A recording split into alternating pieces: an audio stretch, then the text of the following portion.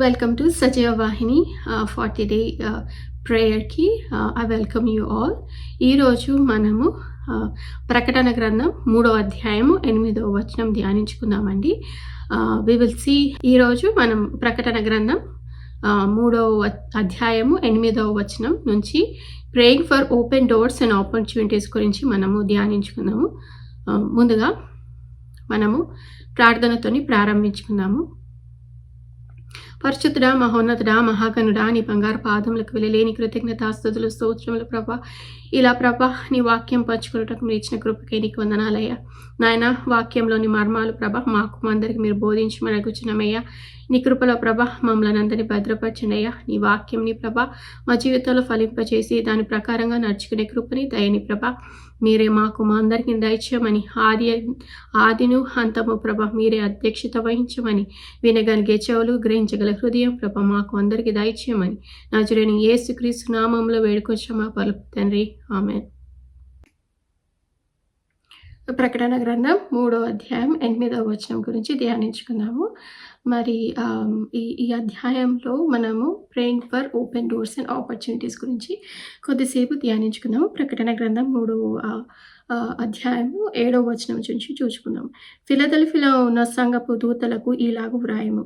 దావీదు తాళపు చెవి కలిగి ఎవడునూ వేయకుండా తీయువాడును, ఎవడును తీయలేకుండా వేయువాడనైనా సత్యస్వరూపియగు పరిశుద్ధుడు చెప్పుచున్న సంగతులేవనగా, నీ క్రియలు నేను ఎరుగుదును. నీకున్న శక్తి కొంచెమై ఉండినను నీవు నా వాక్యమును కైకొని నా నామమును ఎరగనలేదు. ఇదిగో తలుపు నీ ఎదుట తీసి ఉంచి ఉన్నాను, దానిని ఎవడు నేరడు. సో దేవుడు మరి ఈ ఓపెన్ డోర్ అనేది మరి ఫిలదెల్ఫియా సంఘానికి అనేది ఇస్తున్నాడు. తను డోర్స్ ఓపెన్ చేస్తాను, అదేవిధంగా మరి క్లోజ్ చేస్తానని చెప్పేసి చెప్తున్నాడు. సో ఈ ఫిలదెల్ఫియా సంఘము ఎక్కడుంది అని అంటే, మరి రెవల్యూషన్ చాప్టర్లో మనం చూసుకున్నట్లయితే 7 సంఘాలు ఉన్నట్లు మనం చూసుకోవచ్చు.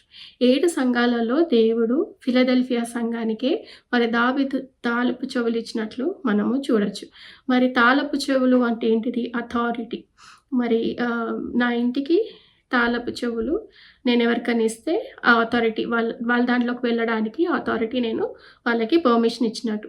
అదేవిధంగా మరి పరలోకంకి వెళ్ళాలంటే మరి పరలోకపు తాళపు చెవులు మరి మనకి ఇస్తున్నట్టు, ఈ సంఘానికి ఇస్తున్నట్లు మనము చూస్తున్నాం. మరి సంఘం ఆ తాళపు చెవులతోని ఆ అథారిటీతోని ఏం చేస్తుంది అని అంటే, వాక్య పరిచర్య చేసి మరి వాళ్ళతో పాటు వేరే వాళ్ళని కూడా మరి దేవుని రాజ్యంలోకి చేర్చడానికి, మరి దేవుని యొక్క వాక్య ప్రకటన జరగడానికి మరి తాళపు చెవులు అనేది యూజ్ అవుతున్నట్లు మనం ఇక్కడ వాక్యంలో చూసుకోవచ్చు. మరి అథారిటీ ఎవరికి ఇస్తున్నాడు దేవుడు అని అంటే, ఫిలదెల్ఫియా సంఘానికి ప్రత్యేకంగా ఇస్తున్నాడు. ఫిలదెల్ఫియా అనే మాటకి అర్థం మనం చూసుకుంటే సహోదరుల ప్రేమ, బ్రదర్లీ లవ్ అనేది మనము చూసుకోవచ్చు. మరి దేవుడు ప్రత్యేకంగా ఈ ఫిలదెల్ఫియా సంఘానికి ఎందుకు ఇస్తున్నాడు మనము ధ్యానించుకున్నాము. సో ఇందులో చూసుకున్నట్లయితే మరి ఫిలదెల్ఫియా సంఘంలో 3 మెయిన్ క్వాలిటీస్ ఉండడం బట్టి దేవుడు ఈ సంఘానికి మరి తాళపు చెవులు, దావీదు యొక్క తాళపు చెవిని మరి ఇచ్చినట్లు మనము చూస్తున్నాం. ఆ 3 క్వాలిటీస్ ఏంటి అని అంటే, 8వ అధ్యాయంలో చూసుకుంటే తనకి శక్తి కొంచెమై ఉండినను, వాళ్ళకి శక్తి అనేది చాలా తక్కువ ఉంది, అయినప్పటికీ వాళ్ళు మరి దేవుని వాక్యంను గైకొన్నారంట. వాళ్ళకున్న శక్తి కొంచెమైనా కూడా మరి దేవుని యొక్క వాక్యము వాళ్ళు గైకొన్నారు. మరి వాక్యం గైకొని తర్వాత ఏం చేశారని చూసినట్లయితే, నా నామంను ఎరగననలేదు. సో ఇక్కడ వీళ్ళు ఏం చేశారు? వాళ్ళకి శక్తి కొంచెమే ఉంది, ఆ కొంచెం శక్తిలోనే దేవుని యొక్క వాక్యంని వాళ్ళు గైకొన్నారు. అదేవిధంగా దేవునిని వాళ్ళు ఎరగననకుండా మరి దేవుని కోసం నిలబడ్డట్టు, ఫెయిత్ఫుల్గా మరి దేవుని కోసం నిలబడ్డట్లు మనము వాక్యం ద్వారా నేర్చుకోవచ్చు. మరి ఈ 3 విషయాలు, ఈ 3 సంగతులు మరి దేవుడి దృష్టిలో మరి వచ్చినప్పుడు దేవుడు ఏం చేస్తాడు, ఆ సంఘానికి ఏమి ఇచ్చాడో మనం చూసాం. ఇదిగో తలుపు నీ యొద్ద తీసి ఉంచి ఉన్నాను, దానిని ఎవరు వేయనేయడు. సో దేవుడు ఏం చేస్తున్నాడు సంఘానికి? తలుపులనేది తీస్తున్నాడు. ఈ తలుపుల ద్వారా ఎవరు వెళ్తున్నారంటే ఇది it's an opportunity to preach the gospel to Gentiles. So మనము ఈ ఆపర్చునిటీ తీసుకొని మరి దేవుని యొక్క పరిచర్య, దేవుని గురించి ఒక సువార్త ప్రకటింపబడే ఒక గొప్ప భాగ్యము మరి దేవుడి సంఘానికి ఇస్తున్నట్లు. సంఘానికి అంటే మరి మనందరికీ కూడా దేవుడు మనందరికీ మరి ఈ యొక్క భాగ్యం అనేది ఇస్తున్నట్లు మనం చూసుకోవచ్చు.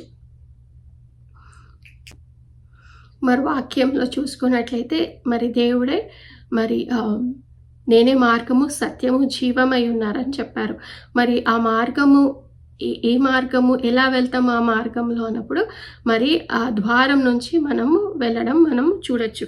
యోహాను రాసిన పత్రిక 10వ అధ్యాయము 9వ వచనంలో చూసుకున్నట్లయితే, నేనే ద్వారమును, నా ద్వారా ఎవడైనా లోపల ప్రవేశించిన ఎడల వాడు రక్షింపబడును. సో రక్షణ అనేది ఎలా వచ్చింది? యేసుక్రీస్తు ద్వారా మనకి మరి ఉచితంగా వచ్చింది. మనము దీని కొరకు కష్టపడేది ఏమీ లేదు. మనకు ఈ రక్షణ అనేది మరి ఎవరి ద్వారా? దేవుని ద్వారా మనకి ఉచితంగా వచ్చినట్లు మనము యోహాను రాసిన పత్రిక 10వ అధ్యాయము 9వ వచనంలో మనము చూసుకోవచ్చు. సో ఇక్కడ మనం చూసుకున్నట్లయితే మరి ఫిలదెల్ఫియా అనే సంఘము 2 మెయిన్ ప్రాబ్లమ్స్ లేకపోతే 2 ప్రెషర్స్ నుంచి తట్టుకున్నట్లు మనం చూడొచ్చు. సో ఆ టైంలో మరి జూయిష్ సినగాగ్ ఆఫ్ సాటన్ వారు మరి ఆ టైంలో న్యూ జూయిష్ ఎవరైతే మరి దేవుని నమ్ముకున్నారో వాళ్ళందరూ కూడా మరి ఆ టైంలో అక్కడ ఆ ప్లేస్ అంతా కూడా స్కాటర్ అయిపోయారు. సో అప్పుడు వాళ్ళు ఫిలదెల్ఫియా సంఘంకి కూడా మరి ఆ జూయిష్ పీపుల్ అనేది వెళ్ళినట్లు మనం చూస్తున్నాం. సో అప్పుడు ఏమైంది? మరి దేవుడు చాలామంది మరి నిజమైన దేవుడు యేసుక్రీస్తు వారే అని నమ్మి మరి వాళ్ళ ఫెయిత్లో వాళ్ళు స్ట్రాంగ్ ఉన్నారు. కానీ కొంతమంది వాళ్ళని ఎలాగైనా మరి తిరిగి మళ్ళీ వెనకకి రమ్మని చెప్పేసి వాళ్ళ మీద చాలా ప్రెషర్ పెట్టడం ఆ టైంలో జరిగిందనమాట. సో కానీ ఎవరైతే మరి రక్షణ పొందారో వారు వాళ్ళ ఫెయిత్లో స్ట్రాంగ్గా ఉండడం, మరి ఆ రోమన్ ఎంపైర్లో ఆ టైంలో మరి చాలామంది కూడా మరి ఆపోజిషన్ తేవడం, పర్సిక్యూషన్ జరగడము, చాలామందిని చాలా రకాలుగా ఇబ్బంది పెట్టినప్పటికీ కూడా మరి యూదులు, జూయిష్ పీపుల్ వాళ్ళు దేవుని నమ్ముకొని మరి దేవుని వైపు తిరగడం మనం చూస్తాము. హెబ్రీ రాసిన పత్రికలో మనం చూసినట్లయితే అప్పుడు జూయిష్ క్రిస్టియన్స్కి అది రాసినట్లు మనం చూస్తున్నాం. అప్పుడు వాళ్ళు అక్కడ ఉన్న వాళ్ళు ఏమైందంటే వాళ్ళందరూ కూడా టెంప్ట్ అయిపోయి మళ్ళీ నువ్వు బ్యాక్ వచ్చేసేయి క్రిస్టియానిటీ నుంచి మళ్ళీ నువ్వు బ్యాక్ వచ్చేసేయి అని చెప్పేసి. అదేవిధంగా సెకండ్ ప్రెషర్ చూసినట్లయితే మనము ఏమైందంటే అక్కడ ఉన్న మరి రోమన్ టెంపుల్స్, ఆ టౌన్లో ఉన్న టెంపుల్స్లో ఉన్న పీపుల్ ఏం చేశారంటే మీరు మీది ఫాలో అవ్వండి, at the same time is the lord అని చెప్పేసి మీరు మీరు ఒప్పుకోవాలి అని చెప్పేసి అక్కడ ఉన్న జూయిష్ క్రిస్టియన్స్ మీద చాలామంది చాలా విధంగా ప్రెషరైజ్ చేసినట్లు మనము చూడొచ్చు. సో ఇప్పుడు కూడా మనం చూస్తున్నాం కదా, ఈ మాట అనండి లేకపోతే ఇది చెయ్యండి, మీ ఫాలో అవ్వండి, అట్ ద సేమ్ టైం మా సైడ్ కూడా ఇలా ఉండండి అని చెప్పేసి ఇప్పుడు కూడా మనం ఆన్లైన్లో చాలా డిబేట్స్ అండ్ చూస్తున్నాం ఇదంతా. సో హిస్టరీ నుంచి ఇది జరుగుతుంది. ఫస్ట్ నుంచి కూడా మరి మనల్ని మ్యానిపులేట్ చేసి డిఫరెంట్ డినామినేషన్స్ కానీ ఇలా డైవర్ట్ చేయడానికి, మిస్ఇంటర్ప్రెట్ చేయడానికి చాలా రకాలుగా చాలా అవుతున్నాయి. బట్ స్టిల్ మరి అక్కడ ఉన్న జూయిష్ క్రిస్టియన్స్ మరి ఎంత ప్రెజరైజ్ చేసినప్పటికీ కూడా యేసుక్రీస్తు వారి నిజమైన దేవుడు అని బలంగా వాళ్ళ ఫెయిత్లో వాళ్ళు నిలబడడం మనం చూస్తున్నాం. మరి అప్పుడున్న రోమ్ వాళ్ళు మన జూయిష్ క్రిస్టియన్స్ని మీరు ఫాలో అవ్వండి, కానీ కైసరే మరి దేవుడు అని చెప్పేసి మీరు అనాలి అని చెప్పేసి ఎంత ఒత్తిడి చేసినా, వాళ్ళని కాల్చివేసినా, చంపేసినా, ఏమి చేసినప్పటికీ కూడా మన సంఘం అనేది మరి యేసుక్రీస్తు వారి నిజమైన దేవుడు అని దాంట్లో బలంగా నిలబడి వాళ్ళకున్న కష్టాలు, ఒక దిక్కు సినగాగ్ ఆఫ్ సాటన్ వారు, అదేవిధంగా ఇక్కడ మనం చూస్తే వాళ్ళేమో వెనుకకు వచ్చేసేయమని చెప్పేసి చెప్పడము, ఇక్కడ చూసినట్లయితే మరి కైసరే దేవుడు అని చెప్పేసి మీరు ఖచ్చితంగా చెప్పాలి, లేకపోతే మేము చంపేస్తాము అని చెప్పేసి చాలా ప్రెషరైజ్ చేయడం జరిగింది. అయినప్పటికీ కూడా ఎన్ని విధాలుగా ఫోర్స్ వచ్చినప్పటికిని, ఎన్ని విధాలుగా కష్టం వచ్చినప్పటికిని కూడా ఆ సంఘం ఆ టైంలో మరి దేవుని కోసం నమ్మకంగా నిలబడడం, మరి శక్తి కొంచెమైనా నిలబడడం, దేవుని యొక్క వాక్యం ఆధారం చేసుకొని మరి దేవుని మీద నిలబడడం మనం చూస్తున్నాం. సో, ఇప్పుడున్న సిట్యుయేషన్స్‌లో కూడా క్రిస్టియానిటీ చాలా మాక్ చేయబడుతుంది. మరి ఆన్‌లైన్‌లో చూసుకున్నట్లయితే డిఫరెంట్ వర్షన్స్ వస్తున్నాయి. అదేవిధంగా ప్రీచర్స్ కూడా ఫాల్స్ ప్రాఫిట్స్ వస్తున్నారు. సో, కొంతమంది ఎక్స్ క్రిస్టియన్స్ అయిపోతున్నారు. అండ్ కొంతమంది క్రిస్టియన్స్‌గా ఫాలో అవుతారు, దేవుని నమ్ముకుంటారు. అట్ ద సేమ్ టైమ్ వేరే రిలీజియన్ ఫాలో అవుతారు. So, it's like a mixed. కానీ ఏది నిజం, ఏది మరి దేవుని ఆత్మ, ఎవరు కరెక్ట్ ఏంటిది అనేది మనము మన మన నమ్మకం మీద మరి దేవుని మీద విశ్వాసం ఉండి బలంగా మరి ఆయన వాక్యము ద్వారా ఎవరి ఒక పర్సన్ మీద కాకుండా మరి ఆ వాక్యం ఆధారం చేసుకొని మనం మన ఫెయిత్‌లో మనం నిలబడినప్పుడు దేవుడు మనకి ఆపర్చునిటీస్ అనేది ఓపెన్ చేస్తాడు. డోర్స్ అనేవి ఓపెన్ అవ్వబడతాయి. ఎప్పుడు మనం దేవునిలో విశ్వాసంతో మరి ఆయనను చూసుకుంటూ ఆయన వాక్యం మీద నిలబడ్డప్పుడు. ఇక్కడ మనం చూసాం కదా, ఫిలడెల్ఫియా సంఘంలో వారికి శక్తి కొంచెమే ఉన్నది. అయినా కూడా దేవుని యొక్క వాక్యంలో నిలబడ్డారు. దేవునిని ఎరగననలేదు. వాళ్ళకి ఎన్ని ప్రెషర్స్ ఉన్నప్పటికీ, వాళ్ళని చంపేసినప్పటికీ, మరి వాళ్ళని కాల్చివేసినప్పటికీ, మరి ఏం చేసినప్పటికీ మరి దేవుడే నిజమైన దేవుడు అని చెప్పేసి మరి దేవునిని మరి వర్షిప్ చేసినట్లు మరి స్ట్రాంగ్గా నిలబడ్డప్పుడు చూస్తున్నాం. మరి దేవుడు ఆ సంఘానికి తాళపు చెవులు దావీదు యొక్క తాళపు చెవులు ఇచ్చి మరి ఆయన డోర్స్ అనేది ఓపెన్ చేసినట్లు మనం చూస్తున్నాం. సో, మన లైఫ్లో కూడా మరి దేవుడు మనకి మరి ఈ టైంలో మనకి ఫినాన్షియల్ బ్రేక్ త్రూ కానీ, మరి ఆరోగ్యం కానీ, మరి జాబ్స్ కానీ, ఇంకేవైనా కూడా గాస్పెల్ ప్రీచింగ్ కానీ, ఏవైనా కూడా మన లైఫ్లో కూడా మరి డోర్స్ అనేవి ఓపెన్ కావాలి. మరి డోర్స్ అనేవి మరి ఆపర్చునిటీస్ అనేవి ఓపెన్ అవ్వాలి అని అంటే మనము దేవుని యొక్క శక్తి మీద ఆధారపడి ఉండాలి. దేవుని యొక్క మరి వాక్యంని ఆధారం చేసుకొని విశ్వాసముతో మరి ఆయన కొరకు నిలబడి ఉండాలి. అదేవిధంగా మరి చూచుకున్నట్లయితే ఆయన నామమును మనము ఎప్పుడు కూడా వ్యర్థపరచొద్దు. ఆయన నామమును ఎరగననలేదు ఆ టైంలో ఉన్న మరి ఆ సంఘంకి.